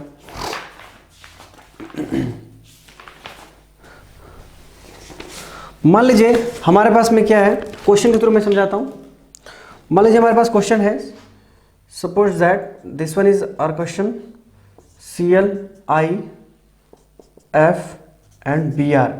ओके, हमारे पास क्वेश्चन है यहाँ पर। देखिए ये आपके पास गिवन क्वेश्चन है और आपसे पूछ रहा है कि इसका RS नोमेनक्लेचर क्या होगा। ओके, आपका क्वेश्चन यहाँ पर गिवन है और ये पूछ रहा है आपसे कि इसमें पूछ रहा है कि RS नोमेन, ये R है कि S है। ओके, ये आर है कि एस है। तो इसमें आपको क्या जानने की जरूरत है जिससे कि आपको आर और एस का पता लग जाए हमको, ठीक है। तो इसमें जानना क्या है वो देखिए, सबसे पहले आपको ये देखना है आपको कि सबसे ज्यादा इसमें एटॉमिक, अगर यहाँ पर क्या है देख, आप सिंगल एलिमेंट है यहाँ पर, तो सिंगल एलिमेंट है तो आपको क्या देखना है, उसका एटॉमिक नंबर देख लीजिएगा। ओके, एटॉमिक नंबर देख लीजिएगा। ओके, एटॉमिक नंबर जिसका सबसे, ध्यान से सुनिएगा मेरी बात, यही जो बात बोलने जा रहा हूं यही सबसे इंपॉर्टेंट बात है। यहां पर आपको क्या देखना है कि जिसका एटॉमिक नंबर सबसे ज्यादा होगा, ओके, उसको क्या देना है आपको, 1 देना है। क्या देना है आपको, 1 देना है। तो मैं क्या करता हूं यहां पर ऐसे रिप्रेजेंट भी करता जाता हूं। ओके, तो देखिए यहां पर इन चारों में सबसे पहले तो ये कायरल कार्बन है, इसमें कोई डाउट नहीं है आपको, क्योंकि चारों के चारों ग्रुप अलग से हैं। ओके, अभी देखिए इनमें से बताएंगे हमको कि सबसे ज्यादा एटॉमिक नंबर किसका है। सबसे एटॉमिक नंबर सबसे बड़ा हमारा आयोडीन का है। ओके, तो हमारा आयोडीन हो जाएगा 1। ओके, आयोडीन हमारा हो जाएगा 1। पहले आप पहचानना सीखिए कि ये कैसे कैसे हम कर रहे हैं। ध्यान से सुनिएगा मेरी बात, आप केवल सुनना, आपको शांतिपूर्वक, आपको 100% गारंटी के साथ मैं देता हूं, आपको समझ में आएगा। ओके, तो देखिए सबसे पहले क्या करना है आपको, इसमें ध्यान देना है कि सबसे बड़ा एटॉमिक नंबर किसका है। ओके, उसको क्या देना है आपको, नंबर 1 देना है। नंबर 1 दे दिया, करेक्ट। नंबर 2 में देखना है आपको कि सबसे लोएस्ट कौन है। सबसे पहला सबसे बड़ा कौन है, उसके बाद देखना है आपको सबसे लोएस्ट कौन है। तो चलिए चेक करते हैं। तो देखिए आयोडीन, ब्रोमीन और क्लोरीन और फ्लोरीन में हमें बताइए सबसे लोएस्ट कौन हो जाएगा एटॉमिक नंबर, फ्लोरीन हो जाएगा। तो इसको हम क्या दे देंगे, 4, राइट। हमें क्या दे देना है, इसको 4 दे देना। उसके बाद जो कोई बचेगा उसको क्या देना है, उसको देना है आपको 3, उसके बाद फिर 2। तो उसके बाद देखिए, उसके बाद हमारा सबसे बड़ा वाला कौन बच रहा है, तो बड़ा वाला हमारा ब्रोमीन या फिर क्लोरीन। बताइए इसमें ब्रोमीन या क्लोरीन सबसे बड़ा है, हमारा ब्रोमीन बच रहा है। तो ब्रोमीन को क्या मिलना चाहिए, ब्रोमीन को देखिए 1 2 के बाद 2 3 सॉरी 1 4 के बाद क्या करना, जो उससे बड़ा होगा। अब इससे तो कोई बड़ा बचा, सबसे बड़ा हो गया, सबसे छोटा हो गया। अब उसके बाद जो भी बड़ा आएगा उसको क्या डालना है, 2 डालना है, उसके बाद जो बचे को 3 डालना है। तो सबसे पहले देखिए कौन है सबसे बड़ा, सबसे छोटा, उसके बाद इन दोनों में बड़ा कौन है, ब्रोमीन या क्लोरीन। ऑब्वियसली ब्रोमीन बड़ा है, तो अब आपको क्या डालना है, ब्रोमीन बड़ा है, इसके लिए इसको आपको 2 डालना है, राइट। प्रायोरिटी पर चलना और कुछ नहीं। तो उसके बाद फिर क्या डालना है आपको, जो एक ही बचा तो इसका मतलब ये 3 हो जाएगा, दैट्स ऑल। तो अगर प्रायोरिटी की बात किया जाए, यहां पर, तो प्रायोरिटी आप क्या समझेंगे, प्रायोरिटी पर चलना है तो सबसे पहले आयोडीन। ओके, सबसे पहले आयोडीन, उसके बाद प्रायोरिटी कौन है आपका, उसके बाद प्रायोरिटी आपका कौन है, ब्रोमीन है। उसके बाद प्रायोरिटी कौन है आपका, क्लोरीन है। उसके बाद प्रायोरिटी कौन है आपका, फ्लोरीन है। तो ये हमारा क्या है, प्रायोरिटी है। आपको कैसे कैसे देखना है, सबसे पहले आयोडीन का, सबसे पहले आयोडीन नंबर 1 होना चाहिए। उसके बाद फिर नंबर 4 क्या आना चाहिए, नंबर 4 देखिए, नंबर 4 पर है, चला गया ये। ओके, नंबर 2 पर क्या दिख रहा है आपको, ब्रोमीन दिख रहा है। तो देखिए यहाँ पर 2 आपने ब्रोमीन के लिए लिख रखा है। यहाँ पर देख सकते हैं 2 देखिए, अगर यहाँ पर काउंट कीजिए 1 2 3 4, आपने जो चीजें यहाँ पर लिखा है वही चीजें आपने क्या यहाँ पर भी लिखे होंगे। देखिए ध्यान से, आयोडीन सबसे नंबर 1 है, आयोडीन के लिए सबसे बड़ा नंबर है, मतलब सबसे बड़ा एटॉमिक नंबर है, आपने 1 दिया है। ओके, फॉर आयोडीन देख सकते हैं यहाँ पर, आयोडीन के लिए 1 दिया है यहाँ पर। ओके, उसके बाद उससे छोटा कौन है, उससे छोटा मतलब क्या कि आयोडीन से ठीक छोटा कितना है, ब्रोमीन है। ब्रोमीन आ रहा है, तो ब्रोमीन के लिए 1 के बाद क्या होता है, 2 होता है। तो 2 देखिए, आप ब्रोमीन के लिए 2 लिखे होंगे। आप देखिए ये ब्रोमीन यहाँ पर है, ब्रोमीन के लिए आपने क्या लिखना है, 2 लिखा है। उसके बाद ब्रोमीन से ठीक छोटा कौन होता है, क्लोरीन होता है। तो क्लोरीन के लिए कितना होना चाहिए, 3 होना चाहिए, क्योंकि 1 2 के बाद 3 आता है। तो 3 देख रहे हैं, 3 के लिए आप क्लोरीन के लिए 3 लिखेंगे। आप देखिए क्लोरीन के लिए क्या आप 3 लिखे हुए हैं। ओके, और फिर जो सबसे छोटा है उसको सबसे छोटा के लिए क्या लिखना है आपको, 4 लिखना है। अब जो कि हमने 4 लिख दिया है। तो ये आपको पहले ये चीजें क्लियर होनी चाहिए। ओके, तो ये मुझे लगता है कि आपको क्लियर हो गया होगा। चलिए क्या एक और, अगर मान लीजिए ये तो सिंगल एलिमेंट्स दे रखा है, तो आपको क्या दिख रहा है, तो आपको क्या दिख रहा है यहाँ पर, ये आपको इस तरह से रिप्रेजेंट करने को मौका मिल रहा है। अभी देखिए दूसरा एग्जांपल लेते हैं। पहले रिप्रेजेंट करना बहुत जरूरी है आपको, क्योंकि रिप्रेजेंट में बहुत लोगों को प्रॉब्लम होता है कि उसको रिप्रेजेंट ही नहीं आता कैसे करना है। तो एक और दूसरा एग्जांपल लेते हैं। मान लीजिए तो एटॉमिक नंबर पे था तो आप इजी कर लेते हैं। मान लीजिए कि 2-3 कंपाउंड एक साथ मिल गया, तो आप कैसे करोगे? तो अभी देखते हैं दूसरा कैसे करना है आपको।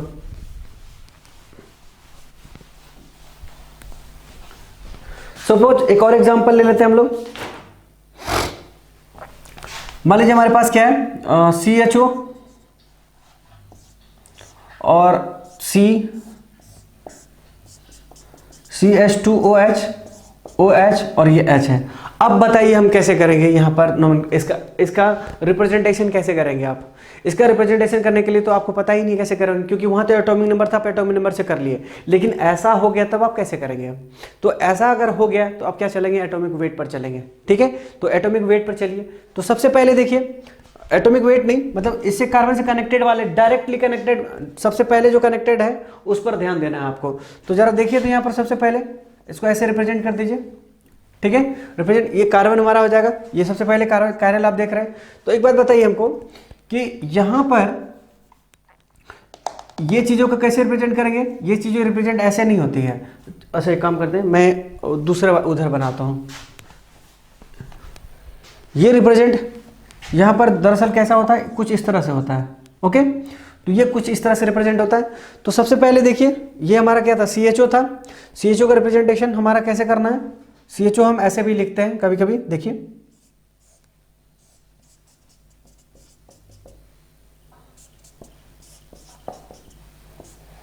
और ये हमारा क्या हो गया? OH, OH और H। ओके, मैं ऐसा क्यों लिख रहा हूं? क्योंकि देखिए यहाँ से वाटर मॉलिक्यूल, यहाँ पर OH है और एक कार्बन पर 2 OH मिलने के बाद, एक कार्बन पर 2 OH होने से क्या होता है आपका? दोनों अनस्टेबल हो जाता है। अनस्टेबल होने से यहाँ से वाटर मॉलिक्यूल निकलेगा और वाटर मॉलिक्यूल निकलने के बाद क्या होगा? आपको सेम वापस मिल जाएगा।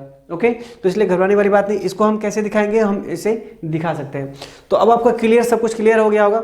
देखिए, कार्बन से डायरेक्टली कनेक्टेड बताइए आपको। कार्बन यहाँ से, यहाँ पर देखिए तो कार्बन से डायरेक्टली कनेक्टेड सबसे बड़ा ग्रुप कौन है? यहाँ पर O ग्रुप है, क्योंकि यहाँ पर डायरेक्टली कनेक्टेड आपको देखना है कि सबसे बड़ा ग्रुप कौन है। यहाँ पर O है, तो इसको हम क्या दे देंगे? 1। ओके, सबसे पहले कितना दे दिया हमने? इसको 1 दे दिया। उसके बाद बताइए, उसके बाद सबसे छोटा कौन है? यहाँ पर हाइड्रोजन है, चौथा दे दिया हमने उसको। ओके, उसके बाद देख, उसके बाद का प्रॉब्लम है, उसके बाद प्रॉब्लम भी नहीं है, आपको क्लियर हो चुका होगा। यहाँ पर 2 हाइड्रोजन है। ठीक है, देखिए इससे ठीक कनेक्टेड कार्बन है, इससे ठीक कनेक्टेड कार्बन। अभी आप जज नहीं कर सकते कि कौन नंबर सब दें हम। तो जैसे आप ऊपर चलते हैं तो ऊपर चलकर देखते हैं OH है और ऊपर चल के देखिए तो एक OH है, यहाँ पर एक OH है, यहाँ पर 2 OH है। तो अब क्लियर हो चुका होगा आपको। तो यहाँ पर कितना आ जाएगा? 2 आ जाएगा, बाकी को मिल जाएगा 3 मिल जाएगा। ठीक है, तो इस तरह से आप रिप्रेजेंट आसानी से कर सकते हैं। ओके, तो रिप्रेजेंट करने में आपको प्रॉब्लम नहीं होना चाहिए। तो अब इससे ज्यादा बड़ा और क्या लूं मैं? चलिए एक और बड़ा सा एग्जांपल लेते हैं।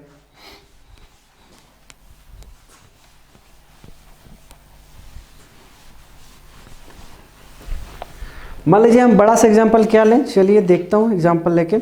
मान लीजिए हमारे पास क्या है? मान लीजिए हमारे पास क्वेश्चन है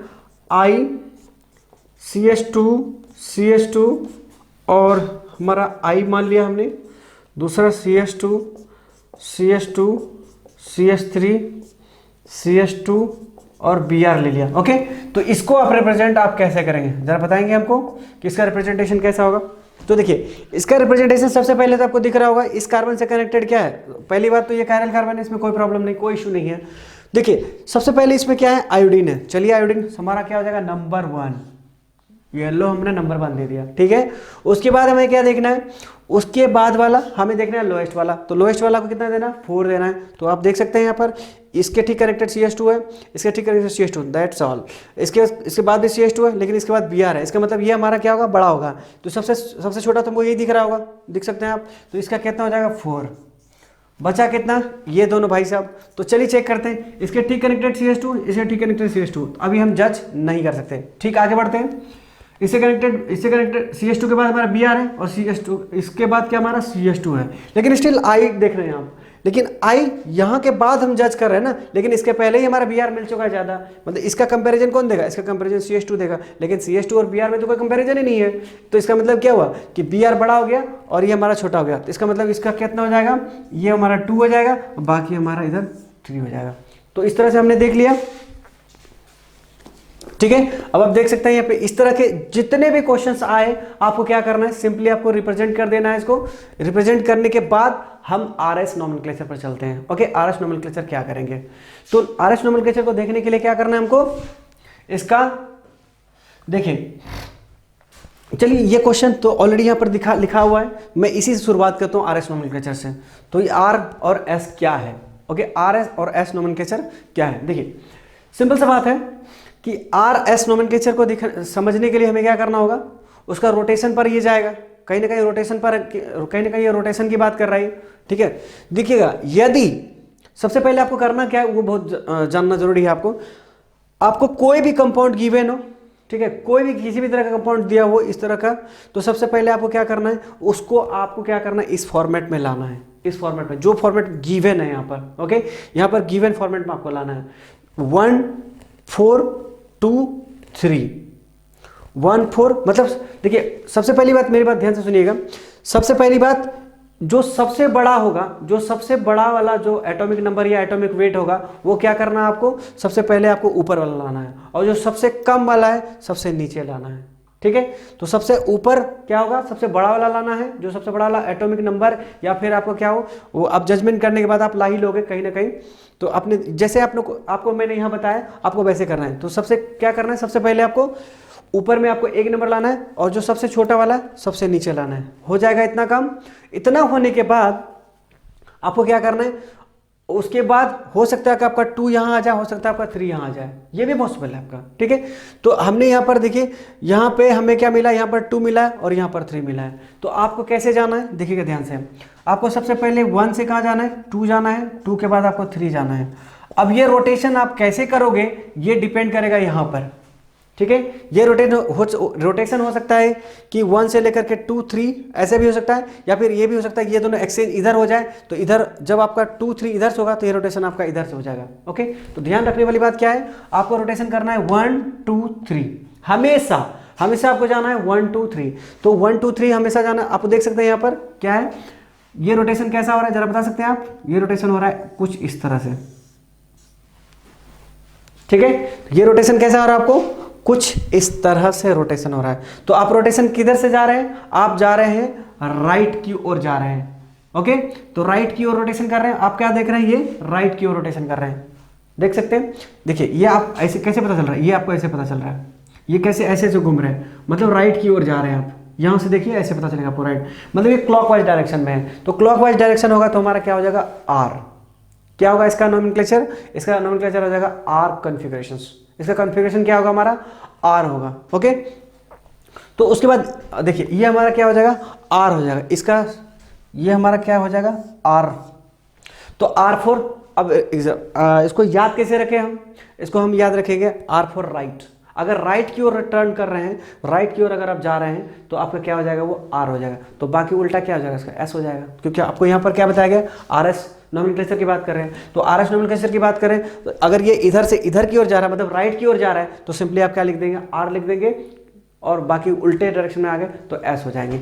एक चीज़ जो इंपॉर्टेंट बात है, इंपॉर्टेंट बात क्या है यहाँ पर, कि यहाँ पर देखिए, यहाँ पर आप क्या देख रहे हैं कि यहाँ पर तो हमें नॉर्मली मिल गया, यहाँ पे 1, यहाँ पर 4 मिल गया। लेकिन अगर मान लीजिए कि आपका यहाँ पर क्या हो जाए 1 और यहाँ पर 4 ना हो सकता है 4 यहाँ आ जाए, हो सकता है 3 यहाँ आ जाए, या फिर 2 यहाँ आ जाए। तो उस केसेस में आप क्या करेंगे, तो उस केस में हमें क्या करना होगा, हमें एक्सचेंज करना होगा। हमें एक्सचेंज कैसे करेंगे, तो चलिए देखते हैं पहले एक्सचेंज वाला मेथड, ठीक है। तो अभी थोड़ी देर पहले मैंने एग्जांपल लिया था, उसी एग्जांपल लेंगे, देखते हैं फिर हम कैसे उसको समझते हैं। तो देखिए यहां पर हमारे पास क्या है, आरएस नोमेनक्लेचर में मान लीजिए क्वेश्चन हमने क्वेश्चन लिया, सपोज हमारे पास क्वेश्चन है कुछ इस तरह से, Cl I और F है और ये Br ले लिया। तो देखिए यहां पर हमारे पास क्वेश्चन है कुछ इस तरह से। हमें पहले क्या करना है, सबसे पहले आपको क्या करना है, इसका आपको नंबरिंग करना है। तो सबसे पहले नंबरिंग कर दीजिए फटाक से। देखिए सबसे पहले क्या है, हमारा आयोडीन सबसे बड़ा है, तो हमें क्या देना है, 1, करेक्ट, 1 नंबर दे दिए। उसके बाद क्या देखना है, यहाँ पर फ्लोरीन है, फ्लोरीन सबसे छोटा है, इसको दे देना है 4। उसके बाद क्या करना है अपने को, उसके बाद ठीक नीचे वाले को, अब उसके आयोडीन और सबसे छोटा सबसे बड़ा आ चुका है, अब जो उससे बड़ा होगा वो इन दोनों में जो बड़ा होगा उसको देना है 2, तो ब्रोमीन आपका क्या है, नंबर 2 है। उसके बाद देखिए Cl कितना है हमारा, Cl हमारा तीसरा नंबर होगा। अब देखिए आ गया ना प्रॉब्लम यहाँ पर हमारे पास। अब देखिए यहाँ पर हमारा प्रॉब्लम क्या है, हमें आपको क्या किस फॉर्मेट में जाना है इसको, हमें हमेशा इस फॉर्मेट में जाना है, 1-4 के फॉर्मेट में जाना है आपको। तो 1-4 के लिए फॉर्मेट जाने के लिए आप क्या करेंगे, इसको आपको एक्सचेंज करना होगा सबसे पहले। ओके, तो अभी क्या करेंगे, सबसे पहले आप इन दोनों को एक्सचेंज कर दीजिए। जब इन दोनों को एक्सचेंज कीजिएगा, ओके, तो इन दोनों को एक्सचेंज कीजिएगा तो क्या आएगा आपको यहाँ पर, देखिए सबसे पहले आप क्या करें, 2-4 को एक्सचेंज कीजिएगा, 2-4 को एक्सचेंज कीजिएगा तो क्या हो जाएगा, 4 यहाँ आ जाएगा और 2 यहाँ आ जाएगा। तो ये हमारा क्या आ गया, 2 यहाँ चला गया और 4 आपका यहाँ चला गया। और अभी भी हमारा क्या है, हमारा ये 1 हो गया और ये कितना हो गया, 3 हो गया। ठीक है, तो जरा देखिए तो क्या दिख रहा है आपको यहाँ पर, यहाँ पर पहले बार में एक्सचेंज किया आपने, 2-4 को एक्सचेंज किया तो 4 तो अपने लोकेशन पर चला गया, लेकिन 1 क्या अपने लोकेशन पर गया है, 1 लोकेशन पर नहीं गया है। तो अब आपको क्या करना होगा, आपको 1 जाना पड़ेगा। ओके, तो 1 अगर जाते हैं तो मान लीजिए आपको क्या करना है, थोड़ा सा जगह कम पड़ गया हमें, तो इधर ही चलते हैं। तो इधर जाएंगे तो क्या मिलेगा, अभी आपको किसको एक्सचेंज करना है बताना आपको। अगर मान लीजिए आपने इसको एक्सचेंज करते हैं तो यहाँ क्या, ये आप 1 पर यहाँ जाएगा और 1 यहाँ आ जाएगा, 3 यहाँ आ जाएगा, ये हो जाएगा 2, ये हो जाएगा 3 और ये हमारा 1 आ गया और ये 2 आ गया। तो अब हमें देख के बताइए तो जरा सा कन्फिगरेशंस क्या आएगा इसका, देख सकते आपको समझ में आ गया ना कि सबसे पहले आपको क्या करना है, इफ 2 और 4 को एक्सचेंज करना है, 2 और 4 को एक्सचेंज करेगा तो क्या होगा, 2 यहाँ चला जाएगा, 4 यहाँ आ जाएगा, देख सकते हैं यहाँ पर। उसके बाद क्या आपको करना है, आपको 1 देखिए यहाँ पर है, 3 यहाँ था, आपको 1 को यहाँ लाना है, 3 को यहाँ लाना है। क्यों आपको लाना पड़ा, क्योंकि हमेशा 1 जो सबसे बड़ा है, जो सबसे बड़ा वाला ग्रुप आपको ऊपर जाना है और जो सबसे छोटा है वो आपको नीचे आना, जो कि आ चुका है। ओके, उसके बाद देखिए, लेकिन ऐसा तो डायरेक्ट हमें ऐसा तो मिला नहीं, तो हमें क्या करना पड़ा, हमें मजबूर थे, हमें यहाँ पर क्या करना था, उसको रोटेशन करना था। तो हमने रोटेशन किया, पहला रोटेशन कितना दिया, 2 और 4 को रोटेट कर दिया, 2 और 4 को रोटेट किया तो हमारे यहाँ 2-4 मिल गया। उसके बाद हमें क्या करना है, 1 और 3 को रोटेट करना है। ठीक है, जो इस लोकेशन पे हमने किया, 1 और 3 को एक्सचेंज कर दिया तो हमारा ये बन गया। तो देखिए यहाँ पर 1 ऊपर चला गया, 4 नीचे चला गया। अब हमको बताइए कि इसका रोटेशन कैसा होगा। इसका रोटेशन आप देखिए, 1-2 से रोटेशन जाना है, कहाँ जाना है, 1 से 2 पर जाना है और 2 से आपको 3 पे जाना है। आप देख लीजिए रोटेशन कैसे करेंगे, ऑब्वियसली आप रोटेशन ऐसे करेंगे। ओके, तो इसका रोटेशन क्या मिल रहा है आपको, ये आप अगेन कहाँ जा रहे हैं, लेफ्ट की ओर जा रहे हैं। अगेन नहीं, मतलब ये आप किधर जा रहे हैं, लेफ्ट की ओर जा रहे हैं। ठीक है, मतलब लेफ्ट से जा रहे हैं आप, लेफ्ट से छोड़िए, लेफ्ट राइट को गोली मारते हैं। ये क्या है हमारा, एंटी क्लॉकवाइज डायरेक्शन है। तो एंटी क्लॉकवाइज डायरेक्शन में अगर होगा तो क्या होगा, एंटी क्लॉकवाइज डायरेक्शन होगा तो वो हमारा कैसा कन्फिग्रेशन होगा, वो हमारा एस कन्फिग्रेशन होगा। ठीक है, तो ये हमारा क्या बन जाएगा, एस कन्फिग्रेशन। ओके, तो ये हमारा क्या हो जाएगा, एस कॉन्फ़िगरेशन हो गया। और मैं यहाँ पर लिख देता हूँ कौन सा कॉन्फ़िगरेशन कैसा होगा। तो आई होप कि ये चीज़ें आपको समझ में आया होगा, क्योंकि बहुत आसान सा चीज़ है, घबराने की कोई बात नहीं। चलिए एक और क्वेश्चन उठाते हैं।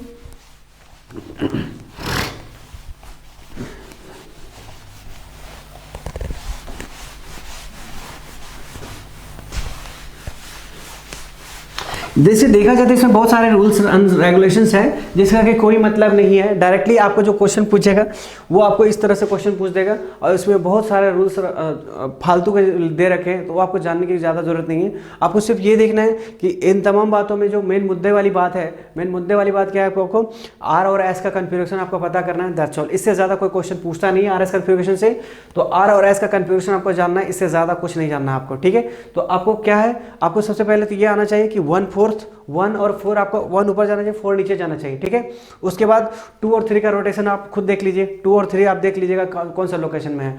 तो मैं यहाँ लिख देता हूँ, एक जो नॉर्मल बात है यहाँ पर लिख देता हूँ मैं कि रोटेशन क्या होगा, rotation from left to right.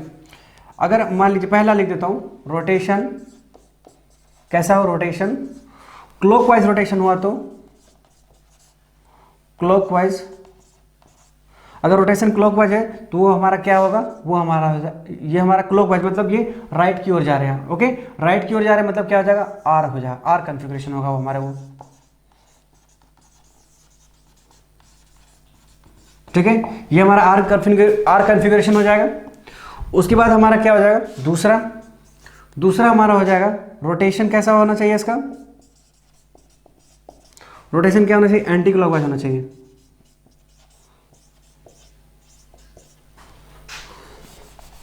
Rotation क्या दिया हमने, anti clock wise. Anti clock wise rotation दिया तो यहां क्या हो जाएगा, एस कॉन्फ़िगरेशन।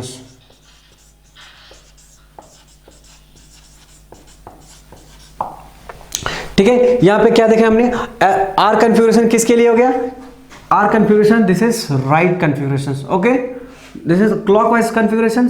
और एस कॉन्फ़िगरेशन की बात क्या है तो दिस वन इज कॉन्फ़िगरेशन, मतलब लेफ्ट की ओर आ रहे हैं आप, ओके, मतलब एंटी क्लॉकवाइज। आपको पता होगा घड़ी क्या जाता है, घड़ी अगर ऐसे, घड़ी के डायरेक्शन जो होता है वो क्लॉकवाइज डायरेक्शन होता है, और अगेंस्ट में अगर चले तो वो हमारा क्या कहलाएगा, एंटी क्लॉक डायरेक्शन कहलाएगा। ठीक है, तो चलिए एक और क्वेश्चन बना के देखते हैं, इसमें क्या क्वेश्चन है हमारा, कैसे कैसे क्वेश्चन और बन सकते हैं।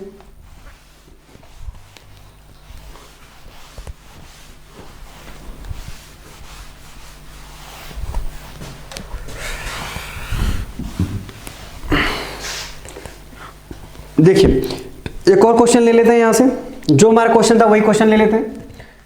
पहला था हमारा यहां पर क्या था, CHO था, H था, CH2OH, और ये हमारा OH था। तो सबसे पहले क्या करना है अपने को, सबसे पहले फटाक से इसका आपका बनाना है, इसका नंबरिंग वाला करना है। तो इसका आपको थोड़ी देर पहले आपको बताया था, ये सबसे पहले 1 आएगा, ये हमने 1 लिख दीजिए। सबसे छोटा वाला 4 आ गया। उसके बाद ये आपका याद होगा, तो ये हमने 2 लिखा था, और ये वाला 3 होगा। तो एक चीज़ देखिए ज़रा ध्यान से आप, यहाँ भी तो हमारा 1 नहीं है नीचे ऊपर, ना 4 नीचे है। तो अभी सबसे पहले क्या करना आपको, इसको सबसे पहले हमें एक्सचेंज करना होगा। हमें क्या करते हैं, सबसे पहले 3 और 4 को एक्सचेंज कर लेते हैं। तो 3 और 4 को एक्सचेंज करिएगा तो क्या मिलेगा आपको, जैसे आपने 3 4 को एक्सचेंज किया तो आपको मिल जाएगा क्या, आपको मिल जाएगा यहाँ पर चला जाएगा 3, यहाँ चला गया 3, और इस देखिए ये 3 यहाँ आ जाएगा और 4 यहाँ आ जाएगा, ओके। 3 ऊपर चला गया, 4 नीचे आ गया। उसके बाद देखिए अब हम क्या करते हैं, पहले जो है उसको लिखिए, पहले जो हो चुका है उसको, जो स्टेप हमने किया है उसको लिखिए।